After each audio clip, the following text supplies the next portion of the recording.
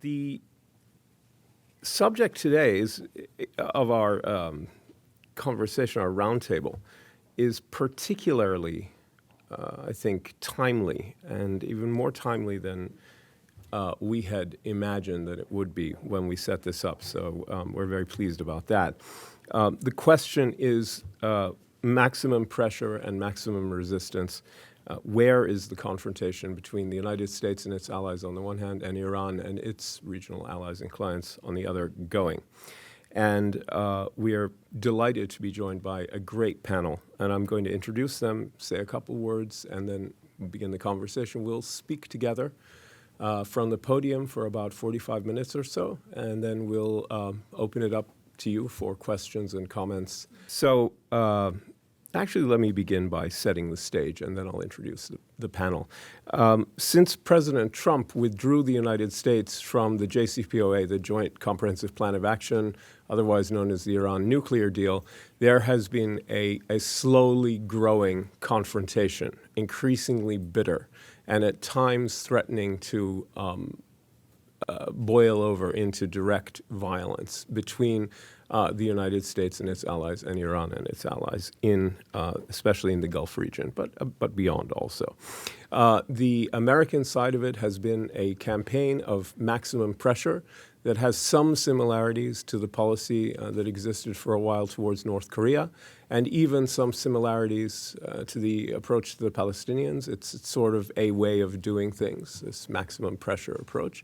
And it's been largely in the form of sanctions and other forms of basically financial coercion. You could even call it financial warfare by the Trump administration against Iran, and also those who might do business with Iran in ways that violate the U.S. sanctions. So there are second and third party elements to this. And I think it's fair to say those sanctions have proven surprisingly effective. I don't think anybody expected Iran's economy to be hit quite as hard as it has been, except maybe the architects of the program. They were very confident in its efficacy, and if they wanted to say they've been vindicated about the strength and impact of the sanctions on the Iranian economy, they probably do that with a great deal of credibility.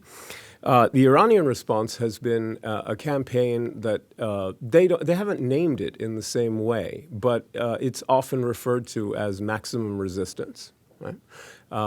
Or also sometimes called strategic recklessness. That's certainly what Rouhani, who's been one of the best chroniclers of this, in my opinion, my fellow columnist at The National, has called it. And it's been essentially a series of low-intensity military provocations, many of them deniable, that have been carefully calibrated to avoid provoking a military response that the international community would feel was justified, right? So limpet mines on ships, but above the waterline so as not to sink them. Shooting down of drones, but unmanned, not manned drones. Missile attacks against oil installations and infrastructure, not against population centers, etc. So it's been quite carefully calibrated, and as I say, in many cases, there's an element of deniability about that. When the Houthis do something, how closely is it part of this or not? You could have a debate about that. In some cases, it's more obvious. It seems to us here that both maximum pressure and maximum resistance maxed out over the summer, if I may put it that way. In other words, it's becoming much harder, I think, to imagine additional sanctions that would really be further game changers on the Iranian economy. It seems, if you look at the recent round of sanctions, they're personalized. They're about how far you can travel from the UN if you're an Iranian diplomat. They target Ayatollah Khamenei's assets in the United States, if any. And I guess he can't take his annual Aspen ski trip anymore. And it's just, it becomes sort of symbolic stuff, And maximum resistance, if you want to keep escalating it, you can easily get to the point now where you do something so reckless that you do provoke a military response that you will be blamed for. So the question we're asking really is, where do the parties go from here? If both of them are pursuing these these tactics and strategies. And if both of them think, as they seem to do, that they are still operating from positions of relative strength and underestimate the resilience of the other side, which I think they are, where is any of this going? And so to discuss all of that, we're joined, and I'm really grateful to a great panel. To my immediate left, Kirsten Fontenrose, who is now the Director for Regional Security of in the Middle East at the Atlantic Council after a very distinguished career in government, in the State Department, at the NSC, et cetera. You can read more about her very, very impressive career in public service in the brochure that everybody has. Then to my immediate right, I'm delighted to welcome an important scholar of Iran and Iran security issues, Dina Esfandiary from Harvard, from the Belfer Center at Harvard. And, I think a lot of us who follow this news, especially on Twitter, and her commentaries are very grateful for the work that you've done in explaining a lot of this to many of us. And finally, to my far right here, is my colleague Ali Alfoneh, who is a senior fellow with me here at AGSIW, and is one of the 2 or 3 people I've ever met in my life who knows most about Iran's security matters, and he teaches me something every day. So I'm really grateful to you all for coming here. And let me begin by being very topical and asking about the change at the top of the National Security Council, right? Initially, John Bolton's departure was cast as being essentially about Afghanistan, but as the news has developed, it has become clearer and clearer that what I certainly would have expected seems to have been the case, which is that disagreements about Iran policy were at least, as an important factor in that parting of ways, however it actually happened. So the question I'd like to throw out to everybody initially is this going to make any difference? And what's the likely impact of the departure of John Bolton? And how does that help us sort of understand the likely trajectory in the coming weeks and months? And I'll begin with you, if it's all right. Thanks for having me, and that's a great question. I think it definitely increases the likelihood that the president will sit down with President Rouhani, if Rouhani is open to it, with Ambassador Bolton gone, because he was the loudest voice kind of advocating against that potential. But I think in the next few days or weeks, however long it takes, while we watch who the president names as his next national security advisor, we'll learn quite a bit. If he names Brian Hook as his national security advisor, it tells us very distinctly that he is devoted to the maximum pressure strategy toward Iran, because that has been Brian's focus. It's how the international community knows Brian. And if he's brought on, it will be specifically to drive that policy further. You notice there is not discussion of Bolton being replaced by our other envoys, North Korea, or Elliot Cohen for Venezuela, or Zal Khalilzad for Afghanistan. Only Brian. So what does that mean? And if it's someone else, then we're sort of back to the drawing board on where the president comes down on it. How about someone like Grinnell? A sort of an ally of Trump, a Trump loyalist. That's always a wild card, but I feel like the fun part of these few days is the speculation, and really we won't know. There are people who say he does not want someone who won't stand up to him, and there are people who say he will not choose someone who will stand up to him. I will tell you that the Republican National Committee will weigh in very heavily on this decision. And that part of their concern about Ambassador Bolton was that he might scare off voters. Good or bad about Ambassador Bolton's dedication or his capabilities, that is a concern in an election cycle. And so the Republican National Committee had been pressuring the president to dismiss Bolton for quite some time. Frankly, I think even in the tweet battle we've seen and how sort of silly it's become, the fact that Bolton lasted as long as he did against that pressure means that the president did see a lot of value in Bolton's contribution. So we'll be watching for who he chooses. But honestly, all the speculation is really for fun, because at the end of the day, it's going to be the RNC saying, we won't let you choose someone who's going to make it tough for you to get reelected. and the president saying, I'm going to choose my own person, and you're not going to tell me what to do. So we'll watch for that. Great. Let me switch to Ali and then Dina. Thank you so much for your generous introduction, and good afternoon to you, ladies and gentlemen. I had the honor of working at American Enterprise Institute along with Ambassador Bolton, and I'm very, very sorry to see Ambassador Bolton leave the government.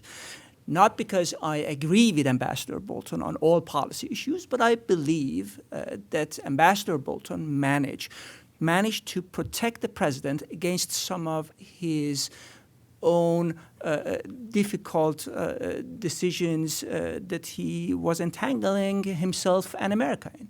Just look at the latest potential catastrophe that Ambassador Bolton prevented, which was the meeting between the President of the United States of America and the leadership of the Taliban in America.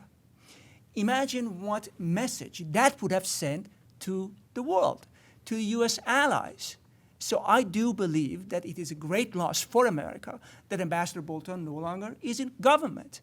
And I do believe that America needs someone of gravitas and stature of Ambassador Bolton to protect the President of America against himself.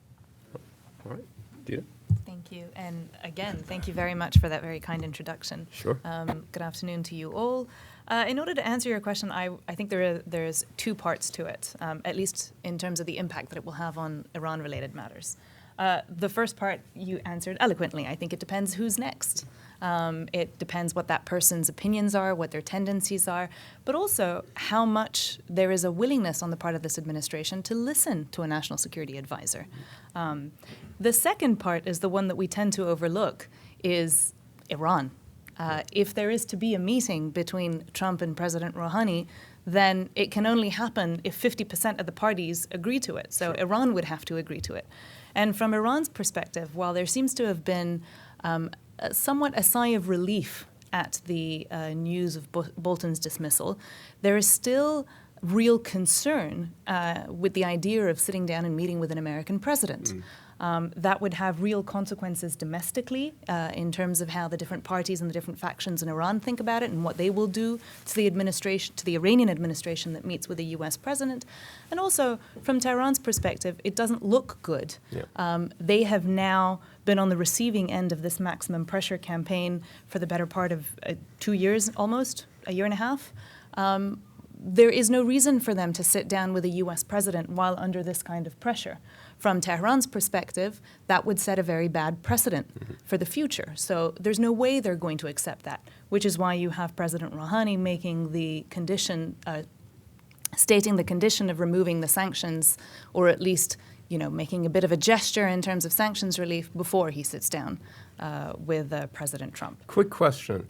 There were some very well-informed observers who were saying at the beginning of the maximum resistance campaign that a core part of the Iranian strategy was to try to drive a wedge between Bolton and Trump and try to kind of separate them, to create space to operate, in American policy.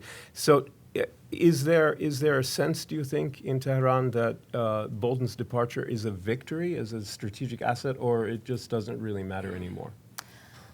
I think creating wedges, whether it's within U.S. domestic politics or between the U.S. and its allies or between the Europeans or between Iran's neighbors, it's a tactic that Tehran pursues.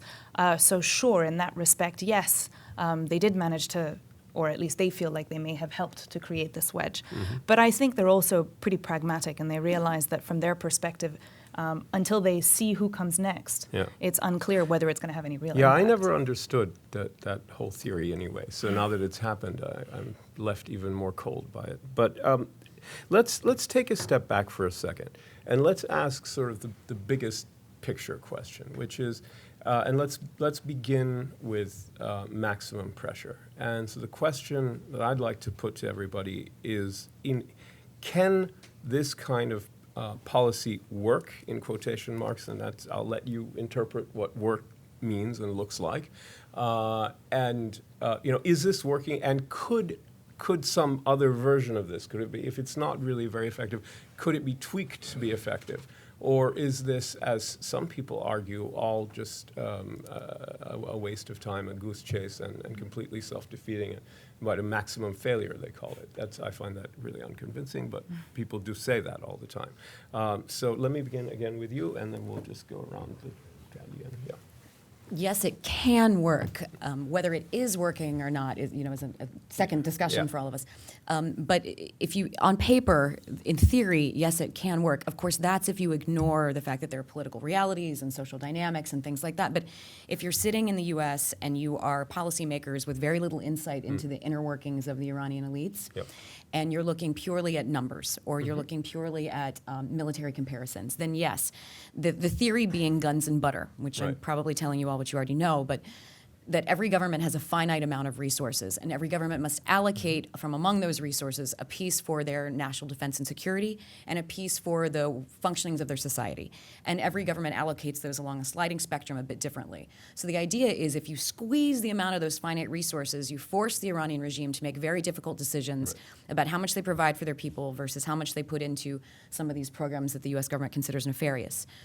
So we do think that that can work, and we've seen some examples, Hezbollah saying that they have not been paid in a while. We watched their movements to the borders of Syria because it's cheaper and they can't afford to maintain some of their bases. These sorts of things give us these ideas of measures of effectiveness.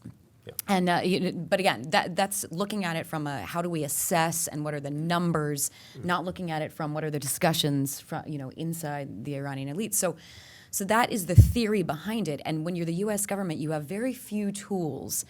You have kinetics, you have things like sanctions. There aren't a whole lot of tools in that box in the middle. And so the theory is we're going to max out the sanctions in order to avoid kinetic options. Are there other things that can be looked at? Yes. I mean, the point of sanctioning the foreign minister was really to bring the pain point to him personally so that it's not the Iranian people feeling the brunt while the elites travel and wine and dine, but to make it very difficult for them to function themselves under these conditions so that they rethink their postures. Does that work? We'd have to ask Zarif, but that is part of it's just sort of bringing every little bit of the sanctions tool to the table that they can. It's also to make it a little more difficult for Europe to wine and dine and to deal with him, so sort of force those discussions. Yeah. Just make it hard to operate. Make them feel that there is a personal impact from the choices they're making in terms of their country's foreign policy. So there are possible other options we have that the government hasn't looked into yet, but maybe investigated. There are some international and U.S. laws that allow for prosecution on CT lines against people who do things like commit torture. So these long-standing regulations may give us some room to do prosecutions of certain individuals. Or there's an examination of other tools going on right now because this over-reliance on sanctions is simply because there aren't a whole lot of other ways to create a squeeze or to create pressure that do not involve kinetics. And I think for everyone who complains that Bolton and Trump or Pompeo are hankering for a war at some point, they should look at the fact that the entire Iran strategy is based on things like economic pressure and some, obviously cyber and some covert operations, but not kinetics. Right. And we should take a little bit of reassurance from that point and hope that, let's let them sanction to the end of the earth if it means that it doesn't start a war. Okay. Ali, same question. I hope that we are not putting Dr. Zarif in a difficult position by publicly saying that he not only dines but also wines. Apart from that, the Islamic Republic has always responded very positively to external pressure. Always. If history is any guide, Iran has always responded positively to external pressure.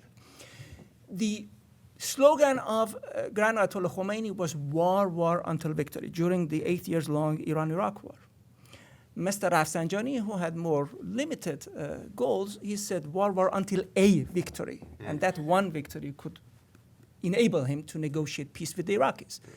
They did not achieve any. And Mr. Rafsanjani admitted in public that they, meaning the United States and even the Soviets, will not allow us to prevail militarily in war. So we had to accept the ceasefire agreement. That is one example. The second example, of course, is the JCPOA. It was because of the extreme economic pressures of the United States that Iran gave in to concessions and had to accept the nuclear agreement. The same thing, of course, will happen with the current maximum pressure strategy of the United States if, and now comes the condition, if this policy has a clear objective. Now, I do not believe that this strategy has a clear objective. If you ask 5 different government officials in the United States what the purpose of the maximum pressure campaign against Iran is, you get 5 different answers. If you ask the President of the United States what the purpose of the campaign is, and if you repeat the question 5 times, you will get 7 different answers. So if there is no clear objective that Iranians can understand and comprehend, then they will begin responding in ways which are completely unacceptable to the United States, which is acts of sabotage in the Persian Gulf and the Gulf of Oman, piracy, and other activities which are contrary to U.S. interests. So yes, this present campaign can work potentially, but there must be a clear, well-defined, and communicated purpose with the campaign. We'll come back to that question, but let me let you respond to some of these. Sure. So I have a slightly different view because I think that, actually, a little bit in line with what you said, I think that the campaign hasn't worked so far, and I think it's unlikely to work. I'll address the why it hasn't worked so far, and that is very much in line with what you've said. The objectives are unclear. If the objective is regime change, then maximum pressure, I mean, we're speculating about objectives because none of these are stated objectives, of course.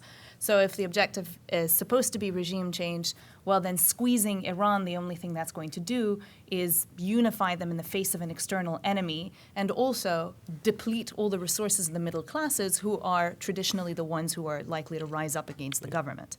If the regime is, if the campaign is intended to bring the Iranians back to the negotiating table, then as I mentioned previously, if you keep squeezing them and the Iranians give in and come to the negotiating table, as an Iranian official, you're worried that you're setting a precedent for the future, that every other time then, everyone's going to just squeeze a little bit more and Iran will return to the negotiating table. So even if they wanted to come and talk to the Americans, they would never be able to do it under these conditions. And Iranian officials are acutely aware of that.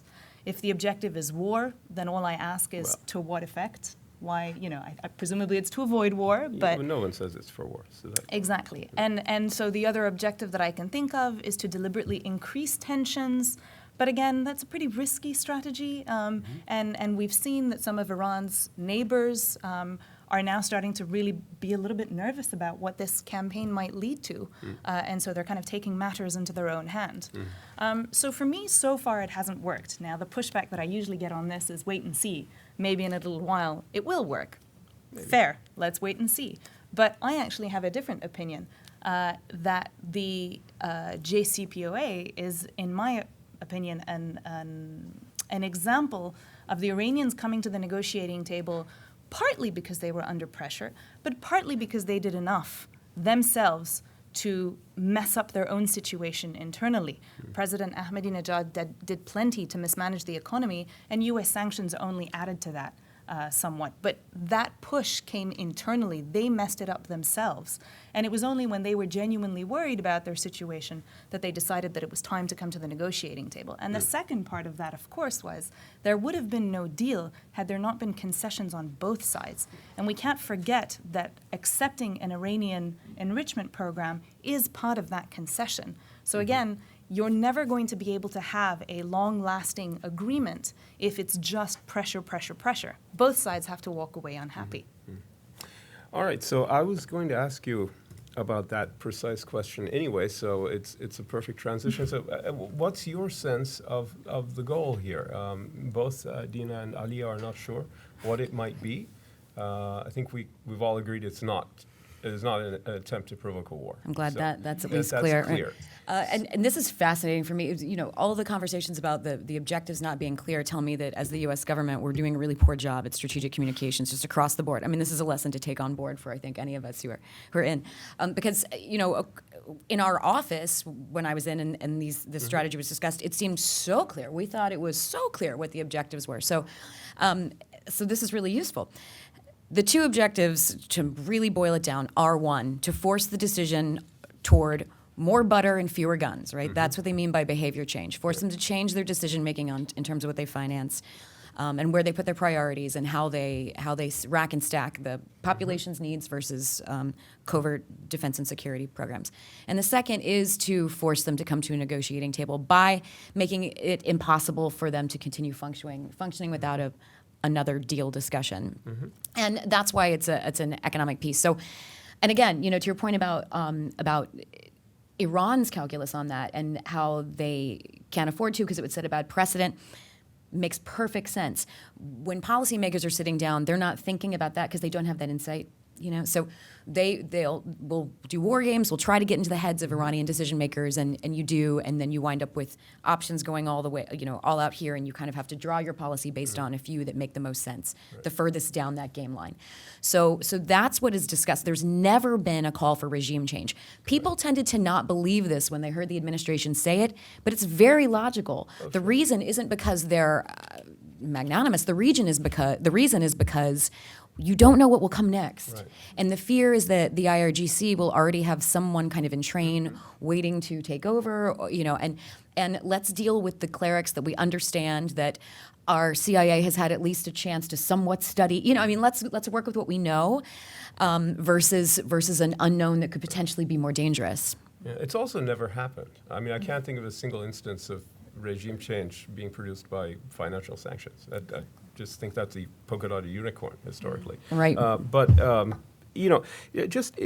got to ask, if you can answer this any way you want, including telling me that you can't really discuss it. But do you think that there's a very clear sense? But I have to tell you, I never doubted that the primary goal was to force a renegotiation.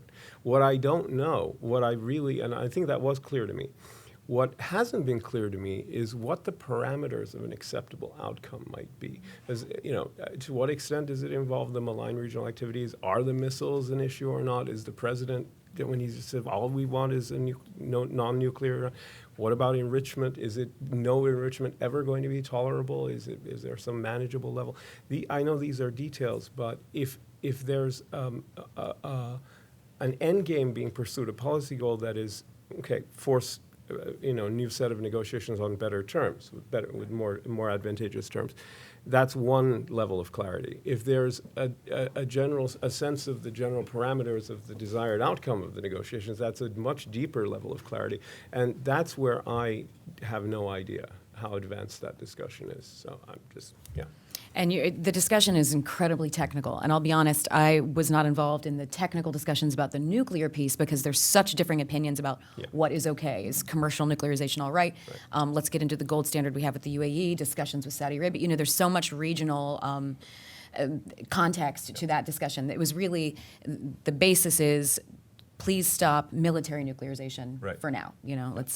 But really, the ballistic missile programs and the proxy programs are just as important, which is really why there was the exit from the JCPOA. That you need to tie more to this. That actually is a larger threat in the near and medium term to U.S. interests and allies, and so that could be. It doesn't have to be cessation of all programs necessarily. When you sit down to talk, you could talk about. We would prefer you not have ballistic missiles with a certain reach, or there's a lot of nuance to these kinds of conversations. In terms of the proxy activity, I think the reason we wind up with the chicken and the egg situation, if we talk about the two presidents sitting down, is because it's very difficult to prove without a long period of time that Iran might have met those promises. So if the president provides a little bit of sanctions relief on certain individuals or certain industries, let's say, and on Iran's side they need to prove that they are no longer providing financial support or arming and equipping and training X proxy group, that takes time to prove, or that they are not using or stockpiling certain kinds of ballistic missiles. That takes access to prove. So that is difficult to do. There might be some easy wins. It might be that, for the U.S., Yemen is quite sensitive and important, and I think that would be an easier give on Iran's side. And please, I'd love to hear, Dina, your thoughts on this. Than perhaps Syria or Iraq might be, And so maybe there's some room there, and we really haven't gotten to the point of identifying what those thresholds would be, because even the sort of pre-summit conversations between technical experts haven't taken place since we don't have that level. Maybe in the think tank community we could work on this, but the conversations are very clear on nuclear military activity, ballistic missile program, and proxies, but the nuance and range along that spectrum is not defined, which I think is a good thing because it means there's room for that conversation to take place. There is an advantage to it. That's a very, very helpful answer. Can I ask a question as a response to that? Absolutely. Absolutely. Yes, I completely agree with you that ballistic missiles and Iran's regional activities are definitely major concerns and have to be dealt with. My question, though, is that if one of the worries that we had on Iran was its nuclear program, and that one worry was dealt with, we can go into whether there was a likelihood that we could then expand the negotiations, because from my understanding and from my discussions with Iranians and Iranian officials, there was an Iranian desire to wait and see what happened with the JCPOA and then engage further to talk about things like capping the range of some of their ballistic missiles, for example. So my question is, why get rid of the one thing that we've achieved, which has come to this nuclear agreement, and then move on to the region and missiles? Get rid of that, tear that up, and then create an additional problem and say, okay, now we want to deal with all of those problems, including the one that we had previously solved. Right, and I think this is where the point I made about us not understanding Iran's sort of inner politics is reflected in the opposite. If I'm Iran, I'm going to be very confused about that because I don't have insight into the American inner politics, and that's really where it is. So there was definitely a belief among the folks at the senior levels of the administration that JCPOA was not being abided by. So they did not think Iran was keeping its promises. They did think Iran was attempting to sort of pull the wool over the international community's eyes, and that we were not getting that what people have come out since then and said, no, they were meeting these thresholds, that wasn't happening. So there was a belief that we have one deal that they're not sticking to. Why would we trust them in something else? We need to make it very clear that we don't believe they're meeting these goals and these promises, and create a better package where we're watching them like hawks and where they feel a little more pressure. So it really does come down to just sort of who falls on which side of the argument about whether JCPOA was working or not. And this policy to withdraw and reapproach was based on an assumption by the folks in power at the time that it wasn't. Well, I would ask you if you wanted to respond to that, or if you don't, I would ask Ali to respond to everything that's been said while he's been patiently quiet. But just very quickly. Absolutely. So that leads me to basically thinking about this next phase in the negotiations, where we are going to talk about the region and the ballistic missiles and stuff. If we cannot trust an organization like the IAEA that's mandated with checking whether Iran abides by the deal or not. And that organization came out, I think it was every 3 months, and reassured the international community and said Iran was abiding by the deal. Iran had done its end of the bargain. There was one instance in November 2017 or something where Iran went over its allowed stockpiles, but within 5 days that was dealt with. And so in terms of the technical specifications of the deal, Iran was upholding its end of the bargain, and I don't take my word for it, take the IAEA's word for it. If that isn't enough as proof, then my question is, what can the Iranians offer as proof that, for example, they are, prepared to cap the range of their missiles? At that time, our intelligence community was not validating what the IAEA had said. Okay. So, and as you all probably know, in the U.S. and maybe in many other countries, you rely very heavily on the assessments of your intelligence community. So while they were creating their assessments, there was this assumption that we don't trust that they've shown everything to the IAEA, that there are not secret depositories, that they've been completely upfront about this, and we can't let it go further. Ali? So I'm afraid that my esteemed co-panelists are overestimating the sophistication of President Trump. Do we really believe that President Trump has read the JCPOA? Do we really believe that the president has an alternative to the JCPOA? Do we really believe that the president cares? I don't believe so.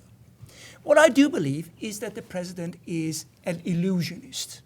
He wants to create the illusion that he alone, single-handedly, has managed to solve the 40 years long crisis between Iran and the United States.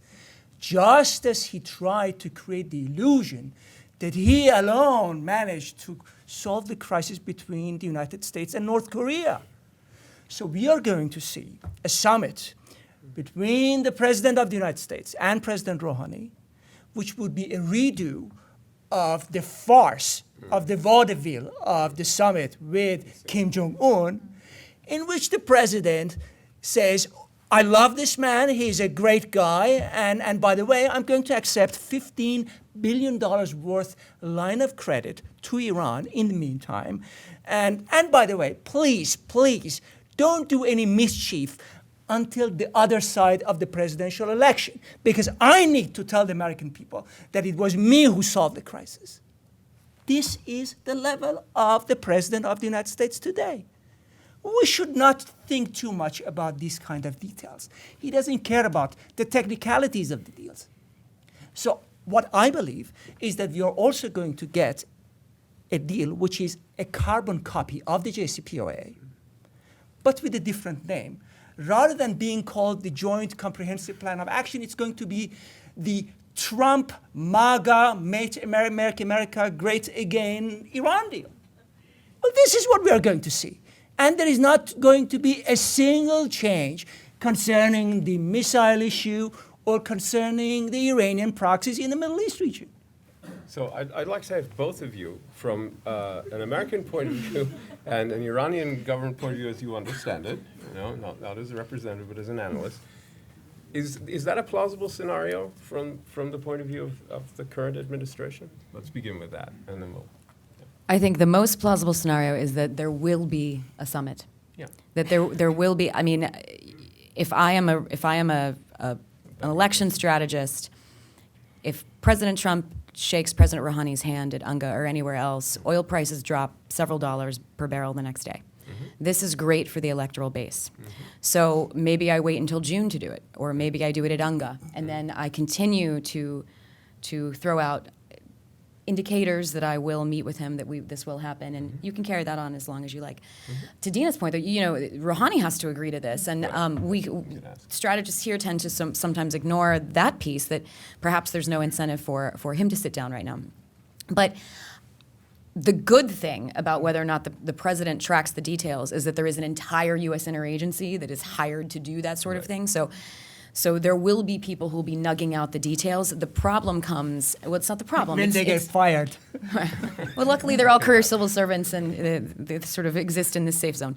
But the issue is, in any negotiation, comes when the two leaders have to sit down and come to the least common denominator. And so that will be the tough part. But I guarantee you the U.S. will go in with a very detailed list of requests that will not be acceptable to the other side of the table, and vice versa. I mean, my fear is that the idea that they will come together on both sides with no preconditions is flawed, because they both have preconditions, and this chicken and the egg, who goes first, who relieves sanctions, who proves that they've stopped, enriching or what have you. That's going to be tough, and neither, it's you pull your brother's hair and he pulls your hair, and which one's going to let go first? That becomes really tough. So I think the thinking that needs to be done is almost less about the details and more about what are those first steps. Mm-hmm. What do we first agree to on either side, so that there's a little confidence building measure of sorts. Right. Great. And do you think it's plausible from the Iranian leadership point of view? So this is actually something that this administration, when I say this administration, I mean the Iranian one, the Rouhani administration, has actually been debating about since the U.S. walked away from the deal, because they were anticipating that at some point there was going to be, driven by this belief that Trump wanted a photo op, that there was going to be some kind of outreach on the part of the U.S. So they have been thinking about this for a while. And the problem was, up until a few months ago, the belief, and they were adamant in this, was that it was not worth their relationship with the Europeans, because it was assumed that if there was to be a sit-down with Trump, it would be a photo op, and that there would be a new JCPOA, but there was no way it was going to be a 150-page document, that it would be a 2-page document, much like with North Korea, and that this would really upset some of Iran's European allies, and Iran didn't want to risk that. The problem is, fast forward a year, few months. And Iran has kind of learnt the hard way that the Europeans can't really do that much. And so now the Iranians are annoyed about it. We waited, we gave the Europeans time, and we haven't gotten anything in return. Right. So this idea of sitting down and meeting President Trump is definitely something that's kind of, it's taken on speed in Tehran. The problem is that there is the issue of U.S. credibility following the JCPOA. The Iranians are like, well, if we sit down and talk to President Trump, who's to say, either Trump himself or the next president would not change their mind and would not tear up that deal. There's the issue of, as I said earlier, the impact it would have domestically, which would be massive in terms of the impact it would have with regards to the hardliners in Iran. Seeing an Iranian president standing with an American president, I mean, that's a big deal for the Iranians. And so I'm not sure they want to jump through all these hoops in order to have this happen, unless, from their perspective, there is this big concession of some kind of sanctions relief leading up to the meeting. Ali? So one of the obstacles to a summit between President Trump and President Rouhani potentially could be the supreme leader of Iran. I personally believe that the potential threat is not that big, to be honest with you.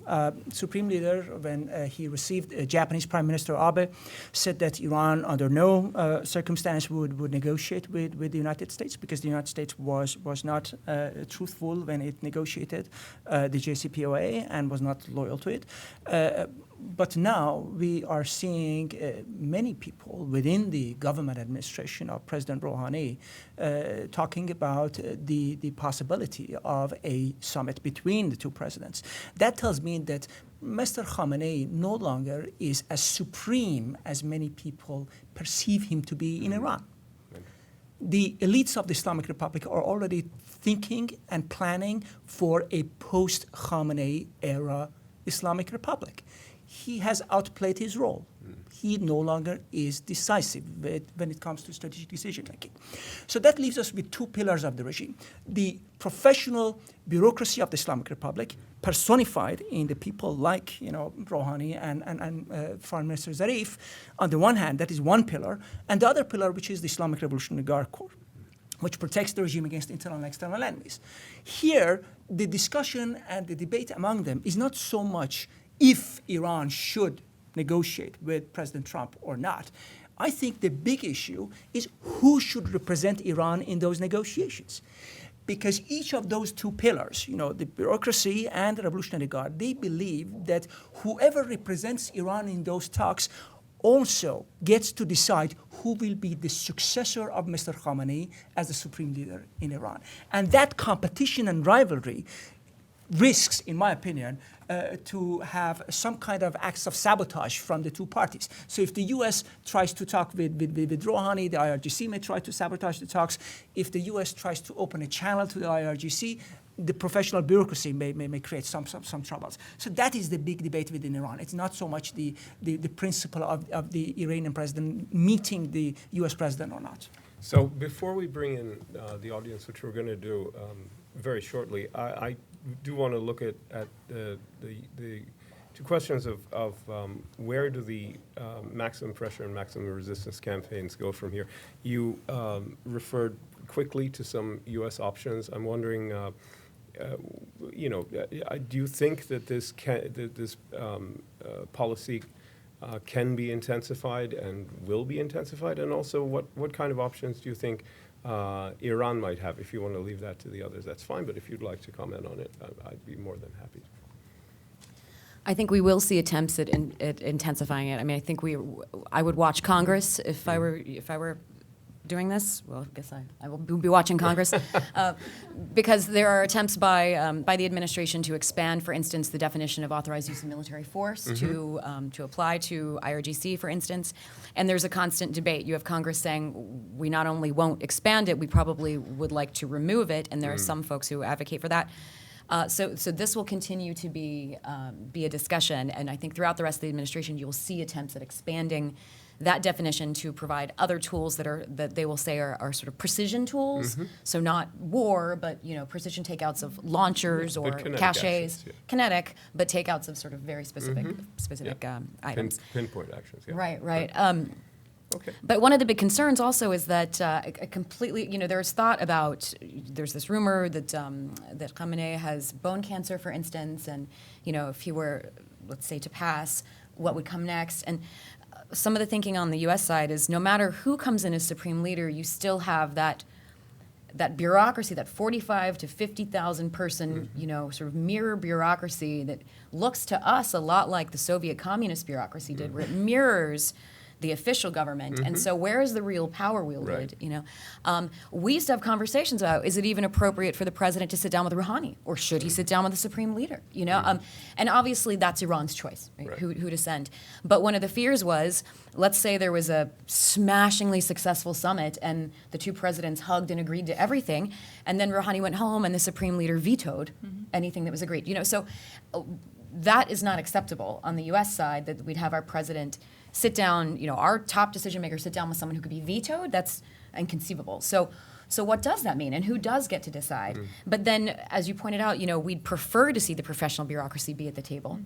But does that mean you're not really negotiating with the decision makers? I'd love to hear more on that. Yeah, I'm speaking with you, Dina. If you want to address that directly, go ahead. And the secondary question is, what options does Iran have if intensification is required? To your point, I'm afraid I don't really have any easy answer to it. The problem is that the supreme leader today, he's not, he may be the final decision maker, but he's certainly not the only decision maker. And he does solicit advice from people around him and from the different factions in Iran. And then you do have a lot of competing factions. You do have the government bureaucracy.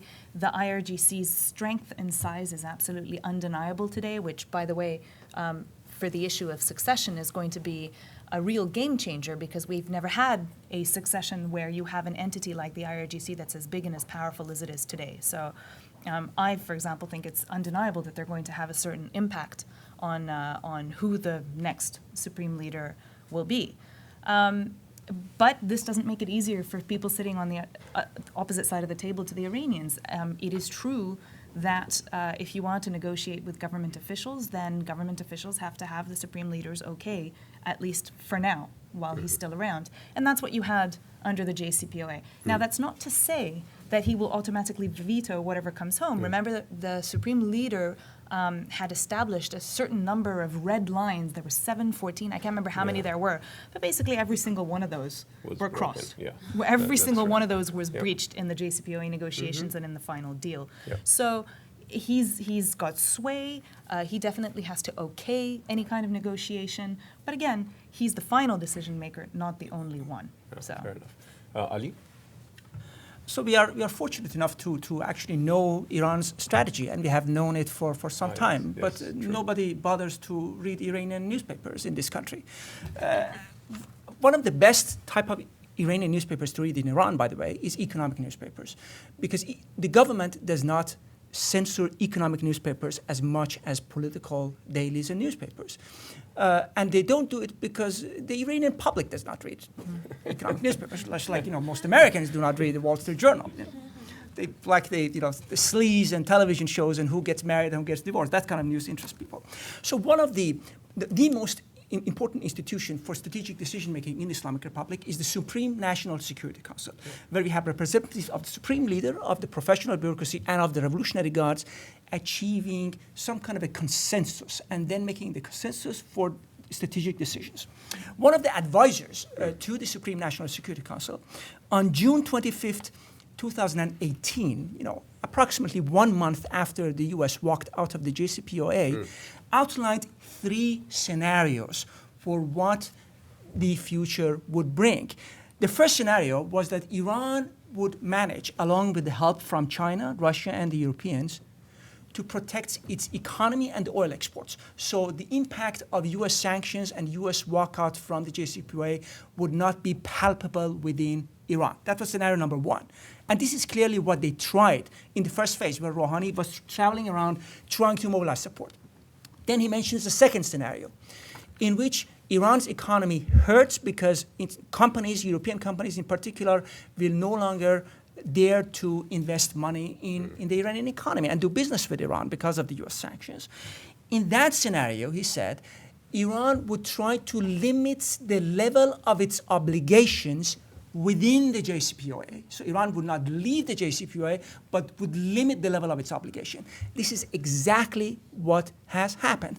Now, under this third scenario, and this is the most interesting one, the gentleman analyst, who is an advisor to the Supreme National Security Council, said that if none of that works and Iran's economy is truly bleeding and we are facing serious threats at home, we have no choice but provoke crisis in the Persian Gulf region, at the Strait of Hormuz, activate the non-Iranian proxies, and continue enrichment program.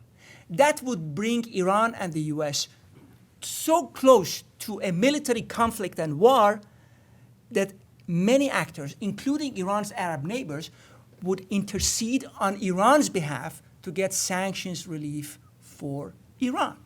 This is the analysis that Khamenei, the Revolutionary Guards, and the professional bureaucracy reached more than a year ago.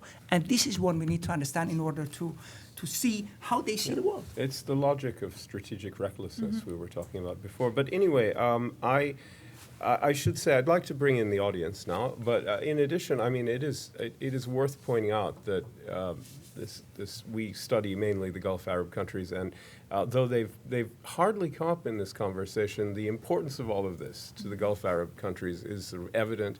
I don't think we need to torture, any kind of investigation of why this is extremely important to them. I think I think it speaks for itself. If somebody wants to introduce a question that goes to that angle, I'd be very happy with that. But anyway, there's a microphone, and if you can identify yourself, I would appreciate it. Let's begin in the back right there with that gentleman over at the end, and then we'll switch over here and we'll work our way forward.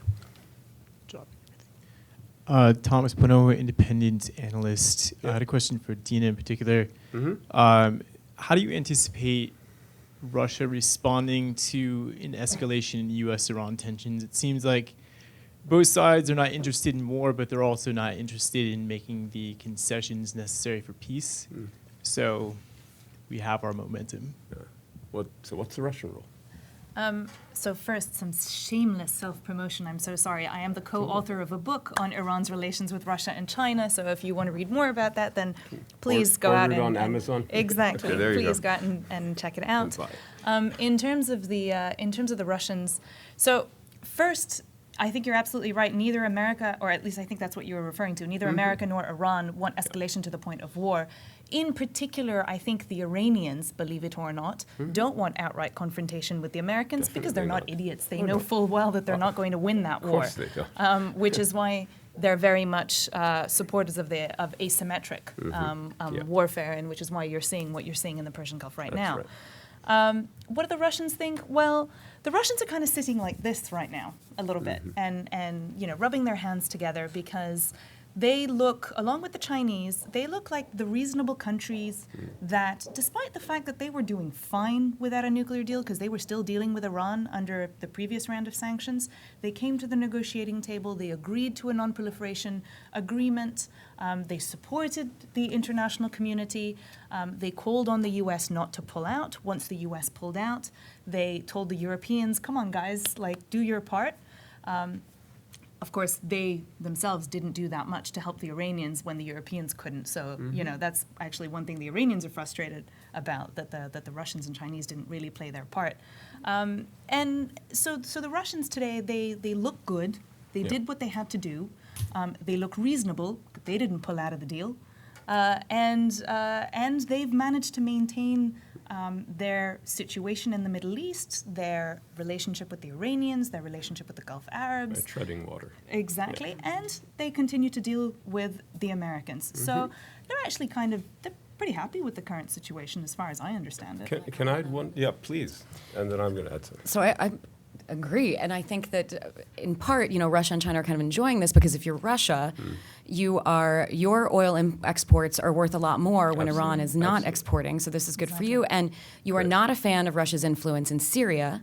So watching, of Iran's influence in Syria. So watching Iran get squeezed a bit and lessening perhaps their ability to exert influence on the field there by the finances they cannot provide to people there, improves your influence in Syria. So, and then if you're China, this is not a bad place either because they are getting energy essentially on futures trading with Iran, holding it in tankers and paying for it later at pennies to the dollar. With a bonded storage. Right, exactly. I think the only thing that they're probably upset about is that Iran's buying power is reduced by sanctions, and this means that China's imports to Iran are probably, exports to Iran are probably at a less, I haven't checked that, but I would imagine it's squeezed that a bit.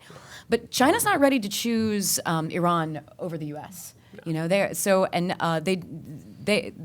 sitting on that fence on purpose, I think. Actually, to add to that, the only other benefit that the Russians and the Chinese are getting out of this as well is I think they're also quite happy about the hit that U.S. credibility is taking. Exactly, absolutely. This has worked wonders for them. And on top of that, it's given them added legitimacy to pursue means to effectively wall themselves off from U.S. Ability to use sanctions or financial measures in the future by doing things like exploring futures trading in their own national currencies, by doing things like setting up, the Europeans setting up Instex, but then even the Chinese and the Russians setting up alternative banking messaging systems, for example. All of that is actually, they were doing all of that, but the issue is now they have added credibility to go ahead and do it. And experiment with somebody else's reality, which is helpful. But I think that Russian messaging, especially in the Arab world, is greatly helped by all of this because the main message, the main serious message that Russia has for the Arabs in general is we are reliable. Yeah. The U.S. is not reliable. That's not the U.S. is weak, not the U.S. is stupid. No. The U.S. is not reliable. Russia is reliable. And I think they feel that this is making them, as in Syria and elsewhere, it makes them look reliable. And the grown-ups, as you said. I think it's been very helpful for that. Okay, next question was over here. We have this gentleman here. Yeah. Thank you. George Abed, the Institute for International Finance. Hi. I have a question for both, I guess, Kirsten and Dina. The three issues that stand in the way of normal relations between Iran and the U.S. obviously was the nuclear program, the missile program, and the regional presence. Now, Dina made the statement that we've solved one, and now we could go on to the other one, so don't destroy that. Kristen made the statement that actually our intelligence community thought that the Iranians were not living up to their obligations under the JCPOA. Right. Therefore, you open that up and open all the issues at once, and so to speak, providing almost a rationale for the Trump approach to Iran. And I was surprised by that because my recollection, and I'm not an expert on defense and intelligence, that the Defense Department in this country and the intelligence by and large and the intelligence of our allies who signed the agreement with us thought that the Iranians were actually living up to their obligations. And therefore, there was no reason to throw that out if you want to negotiate on the other two, which is Dina's point. I thought you made it different, and that surprised me to some extent. Just very quickly, those assessments, you're correct, that came out after that decision had been made. So leading up to it, there was not clear intelligence reporting about that. That's interesting. All right, so we have another person over here in the back. You had your hand up, and then we'll come forward. Yes, and then we'll come to you. Hi, I'm Kristen Diwan. I'm an analyst here at the Arab Gulf States Institute, and so since I'm here, I'll take up Hussein on his question about the Gulf States. I was just looking back on Mike Pompeo's 12 demands that were given to Iran, and I counted fully 7 of them that had to do with the regional situation, kind of Iran supports for different proxies and these sorts of things. When we're looking at the current situation, we are hearing a lot less about that. When we talk about kind of returning to negotiations, we've seen some attempts perhaps by the administration to reach new negotiations with the Houthis in Yemen. So I'm just wondering where you see, especially the United States' stance on that. Are we kind of surrendering those regional demands in the current environment? And what's the status of the 12 things? Yeah, really. The 12 things really boil down to the three that Yeah, you mentioned. no, They really that's right. are just Yeah, about three, you know, absolutely. just packaged in 12 to make Right. it more specific. But no, the regional proxies are still incredibly important. I mean, that's why you're seeing things like these attempts at discussions with the Houthis, because it's still very central to us. And in Syria, in Iraq, I mean, these are issues dealt with every single day. I would say, really, because they're the near and midterm threat more than the nuclear threat, which is far more long term, they are kind of the issue of the day more regularly. The nuclear piece is left to technical experts, and the negotiations are the political piece. But really, the ballistic missile program and the regional activity is the pressing program of record for all the interagency offices that deal with this. I mean, you have people across not just the U.S. government, but our partners abroad who are looking at the regional activity as the greatest threat because it provides a model for potential future activity in other parts of the world. Right. So it's not simply whether or not they succeed in Syria or succeed in Yemen. I mean, Houthis, please have a shot at Yemen. We'll give you the whole country, take it over. Let's see how well you do. But what it says to other potential splinter groups, violent actors in other parts of the world who might also look to Iran as a benefactor. And then are we looking at fires all over the world that are a distraction and a revenue draw and a time suck? It's sort of a dangerous precedent to set, and we're not ready to allow that. Plus, some of our greatest partners are in the region, and their interests are of key concern to us, particularly since we're trying to balance, as the U.S., both a desire to draw down the resources we devote inside the region while maintaining the strength of the region to resist and be resilient against adversaries like this. So it means, it's kind of a delicate balance, and the timeline of building indigenous capacity versus drawing down is something we struggle with every day. But if you continue to have these actors in the region challenging stability and challenging security, then it's very difficult to build up any sort of resilience or future capability in our partners. Ali? I'm concerned that the United States wants the impossible. It wants simultaneously to disentangle itself militarily from the Middle East. And simultaneously, it demands that nobody tries to fill the power vacuum which is created in the Middle East region, because the U.S. is leaving the Middle East region militarily. That's an impossibility. So the consequence of this policy is actually greater tensions between the regional great powers, which is Israel, Saudi Arabia, to some extent, perhaps United Arab Emirates, who try to counterbalance Iran. They fundamentally have two choices, either to counterbalance Iran or to bandwagon with Iran. And I do not rule out the possibility that some of the smaller allies of the United States, in the end, if they see and feel themselves abandoned by the United States, may actually end up bandwagoning with the threat. So this is the situation we are left with. There is a sort of miniature entente with Iran by Turkey and Qatar in a way. And it's not a very big deal particularly, but it's a lot more than there was before. So this is not entirely theoretical. Did you want to add something, or shall we go? Just on Iran's relations with its proxies. So I think from Tehran's perspective, this is one of the areas where it actually feels that it's dealing with the West, with the United States. If it were to deal with the United States directly, it really is doing it from a position of strength. It's undeniable that Iran has influence with different groups in the region, some countries more than others, some groups more than others. Iran actually regularly, Iranian officials point to Yemen as an example of, well, look, we weren't necessarily doing that much. The Houthis were a real pain for us back in the day. As a result of this war, our relations have become closer, and we're now a real thorn in Saudi Arabia's backside in Yemen. The Iranians, again, Yemen was the one area where they were like, we can see what we can do in terms of negotiation. We were willing to talk to the Gulf Arabs about this.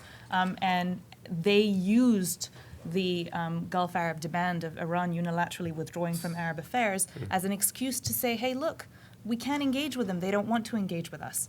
And so on this particular issue, I genuinely believe this is going to be the single biggest problem when it comes to policymakers in the US and in Europe to deal with Iran, because Iran feels it's won. And it feels it's negotiating from a position of strength.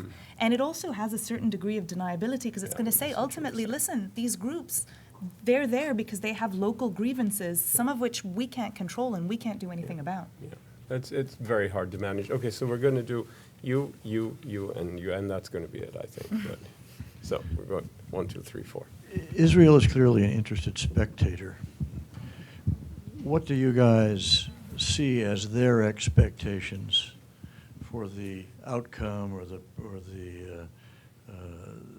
process of the U.S. Iranian tensions and conversations? That's a great question. Thank you. Begin with you.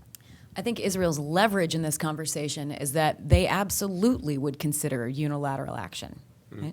I don't think they'd risk it right now in a U.S. election season because they definitely see a Trump administration as central to their foreign policy goals. But they know, because we've seen this in former years and former administrations, that they can come very close to acting without our having a say. And were they to do that, then we would potentially be dragged in behind them into something we did not want to enter. Since they are aware of that, they use that smartly to sort of leverage their conversations with us. Well, if you don't want us to do this, then you need to do something about it. Right? So one of the benefits, I think, of some of our laws limiting our action in places like Syria or Iraq in terms of who we can respond to kinetically is that we can say we actually can't legally touch that. We can't act there for you. But for instance, when they did the strikes recently in Iraq, we knew about them in advance, but only by minutes. I mean, it wasn't a permission; it was an information. So our hands become tied there. So they do have some leverage in the sense of, pressuring the U.S. to be hardline in negotiations like this, because if you don't get something that makes us feel safe, we may be forced to act for ourselves. On the kinetic front, though, they're doing a lot of the heavy lifting in Syria, now in Iraq, et cetera. Insofar as anyone is doing that, other than Yemen, Yemen excluded, right? It's the Israelis in the Levant. And they have to, because we cannot. They have to, we cannot act legally against many of these actors. And the Gulf countries are stuck in Yemen, hands full. So yeah. Ali? I agree. Oh, that was it? Okay, very good. So then we had a gentleman over here, and then you, sir, then you. So, all right. Just a quick follow-up for a question that was asked a couple minutes ago. Sure. The most recent rendering, as explained to me by the president, for what our demands are on Iran, omitted the regional malign activities, and I'm wondering why we think that is, and whether that's reflective of a durable view of the president, or whether it's accidental omission. You mean his remark when he said this is just about nuclear? That's well, all he said nuclear missiles and and he made some incorrect reference to sunset. Okay, all right. So, May have been confusion. Yeah. So I understand that Pompeo may feel strongly about malign activities. I'm sure others do. Oh, sure. My question is, is the president expressing his bottom line? It's a good question. Yes, that was just an oversight. I'm the president. I have to deal with 1 billion topics a day. I'm going to forget the subtopics of the subtopics sometimes when I'm talking, and the reason I say that is not only because I know from working on it, but that the partners we have, that is a primary consideration for a lot of our Gulf partners, and for Israel is really the proxy activity more than the ballistic missile program and proxy activity. Really critical to their security in the short term, and so the president does care what they think. Yeah. Especially after the fall of Aleppo, I think Israel's perspective on that became much closer to the Gulf Arab perspective, and prioritizing that, and not seeing it simply as leverage, but as a critical issue to be dealt with right away, because the Hezbollah, they emerged after the fall of Aleppo. Right, and the realization of the limitations that on U.S. authorities has been kind of a wake-up call. Exactly. Okay, so you're next, sir, and then we're going to go to you and you. And my name is Samar Chatterjee, Safe Foundation. Initially, I disagreed with a lot of things Ali Alfoneh said. That's okay. And I'm glad I used to... Ask him one question. Okay. I used to receive his email of bashing Iran from AEI for many years, but I used to disregard them. Bashing the Islamic Republic, not Iran. Oh, okay. All right. To me, same thing, but anyway. Okay. Can you formulate that into a question? But I like your final position that what Trump will do with Iran. Now, given that, and we already have that relationship with North Korea to see, and my question is, given that, how will Mr. Trump deal with his friend and, to me, a nation that really creates a lot of problems in Middle East, Israel and Netanyahu? How is he going to convince him that he is with him? That's a good question. So if your scenario plays out and we have this Singapore redo and JCPOA 2.0 and whatever, or some version of that, how would Trump manage the Israeli reaction and the pro-Israel reaction as well? Because of the power of the evangelicals, not so much the Jewish Americans, but the evangelicals in his base and their close links to the Israeli right. So thank you for disagreeing with me, but also allow me to take the liberty of disagreeing with your point of departure that a specific country in the Middle East is the source of all trouble in that region. I believe that in a troubled neighborhood, all the neighbors make some trouble, and the Middle East region clearly is a very, very troubled neighborhood where everybody has neighborly disagreements every once in a while. No clean hands. I was born in India. I often wonder. You are used to it. You are used to difficult neighbors.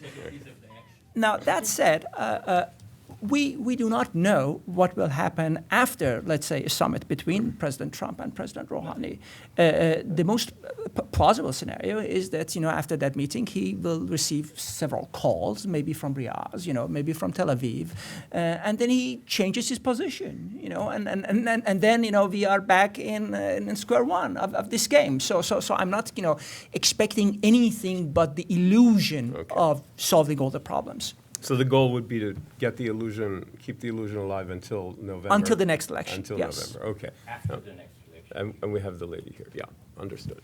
My name is Delia. I'm a political analyst, and I'm sorry, your analysis is so interesting that you seem to be fielding all the questions, so I do apologize for directing another one at you. That's not a problem. I would like you to take a moment, if you will, and elaborate for us what you think regional allies in the Gulf, and especially Saudi Arabia, how you envision they might take things into their own hands if they feel that they are in fact abandoned by the United States, or if the United States chooses to sit at the table again and broker another JCPOA that doesn't sit well with Saudi Arabia or other allies in the Gulf. And we all know how they felt about the first round of this and what that did to the bilateral U.S.-Saudi relationship. Very good question. Thank you, Madam. Of course. Prior to the JCPOA, I had a conversation with one of the advisors of President Rouhani. The government of Denmark asked me to invite him and some of my friends from AEI and FDD to Copenhagen for some kind of track 2 conversations. And back then I asked him, sir, the agreement that you are about to reach with America, you can never do it. The Saudis, the Israelis, everybody feels left out. You have to also simultaneously reach out to them, normalize relations, at least engage in some kind of secret diplomacy with Israel, and then, and only then, try to reach an agreement with the United States. His answer was, oh, Ali, you are a young man, you don't know anything. We have already bypassed the Israelis and the Saudis. Then I asked him a second question. I said, sir, what will happen if your preferred candidate does not win the election in America? What will happen if a new administration comes which does not share your agreement? He said, no, of course not. We are going to force the Americans to pass this through the United Nations Security Council. Once a resolution is drafted in the Security Council, America will, of course, be obliged by the JCPOA. That was his prediction. And, of course, it did not happen. So if I have one recommendation, both for the Iranian side and for the Arab-Israeli side, for the Iranian side, my recommendation is that you have to reach an agreement with Arab neighbors and with Israel before you can reach a meaningful, durable agreement with America. That is my recommendation to the Iranian government. These people, they are neighbors. You have to live with them. You have to live with them. To the Arabs and Israelis, neighbors of Iran in that neighborhood, I can only say, first of all, distinguish between the government of the Islamic Republic and the people of Iran. That is the first distinction, very important. And the second one is also to make yourself heard here in Washington. Washington needs to understand the importance of having allies. Most unfortunately, we are in a situation where the White House does not value that kind of friendships. You see that not only with the friendly Arab countries, and Israel, the same is the case with NATO member countries, where the president appears to be more infatuated by dictators like Vladimir Putin of Russia, or Xi Jinping or the Kim Jong-uns of the world. So this is a very unfortunate development, but I do believe there are things which can be done. Dina, did you want to? Sure. I completely agree. The Iranians have to deal with their neighbors, as do the neighbors. They have to deal with Iran. Obviously. No country is going to be kicked out of that region anytime soon. So they have to learn to deal with one another. It was one of the leading principles of the Rouhani administration when he came to power at first. He had one of his plans was to engage with Iran's Gulf Arab neighbors, and of course it didn't work out. I think the key issue here is that, and you said, is that a lot of the Gulf Arab states are kind of waking up to the idea that the United States is not always going to be here and it's not always going to be on their side. And I think to watch the way that the Emiratis, for example, have dealt with that is a key indicator of what lies ahead. I think since the outbreak of the Arab Spring, the Emiratis have really changed the way that they engage with their neighbors and with the region more generally, but even with the U.S. What they have done in the region in terms of their growing assertiveness in places like Egypt and Libya, the way that they have tried to keep the Americans on board while at the same time not necessarily notifying the Americans of everything that they want to do, spending a lot of money in Washington, but still turning to other people, looking east like Iran did and dealing with them. It really is showing, it really is showing a real growing confidence amongst the smaller Gulf Arab states. I think at the moment the Emiratis are the ones who are the most obvious in this and the most confident. But I think to a certain extent the Qataris might follow suit and have tried a little bit, but they've pulled back when they've realized they've gone too far.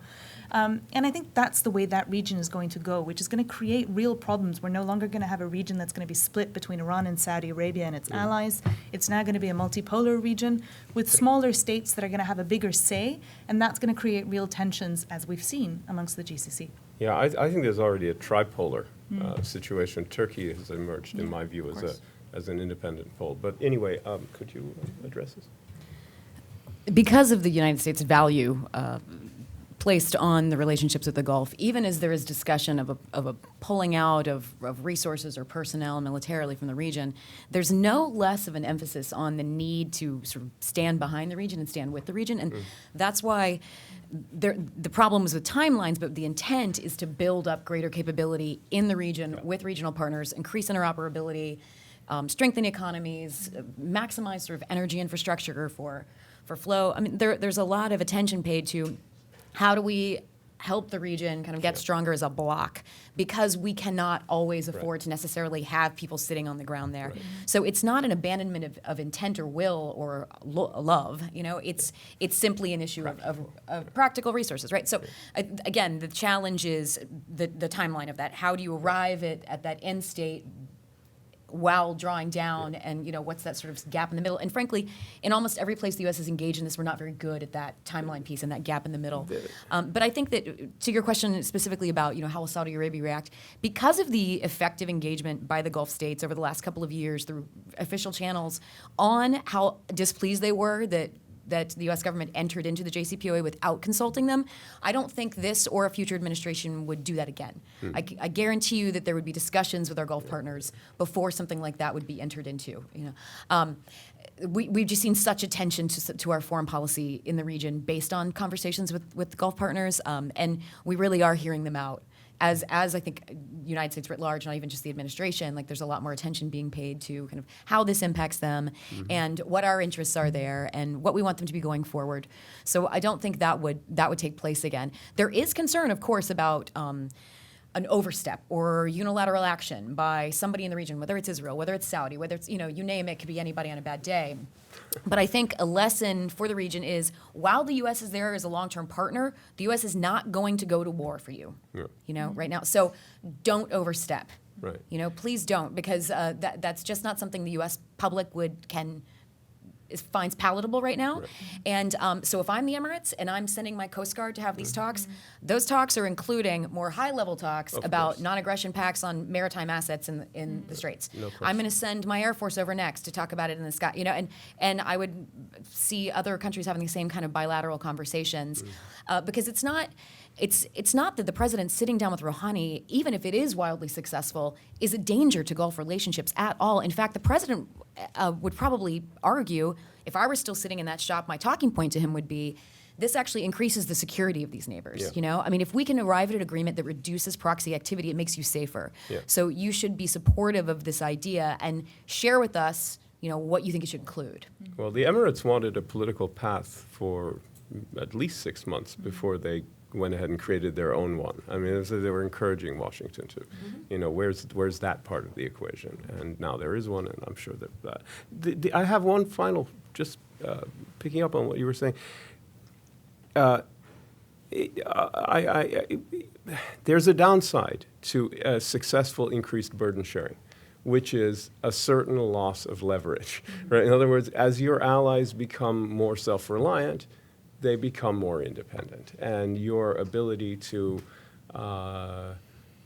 get them to see everything your way becomes more difficult. And so how do you balance that? I think that's one of the reasons why the timeline is so challenging, is that there's a resistance to a certain loss of control or perceived loss of control that successful burden-sharing transfer inevitably kind of threatens, if not produces, but at least it threatens it, right? There is that threat, and the mitigation for that, it really stands in the piece of like training, arms sales, that sort of thing. If people are operating with your systems, then it's easier to coordinate. You're obviously going to share more. That's why you see, for instance, whenever the U.S. or Russia specifically sort of gets a leg up in terms of an arms sales or a training situation, there's a counter response to it almost immediately, because everyone recognizes that equals leverage. Yeah. If you are trained on my systems and you operate the way I operate, there's going to be an affinity there. Yeah. Right? So everyone wants that to sort of be in line with their own Right. systems. Right. Great. Excellent answer. All right. Well, thank you very, very much indeed. And please join us in thanking our panel for a really great conversation. And please come to our next roundtable. Thank you very much.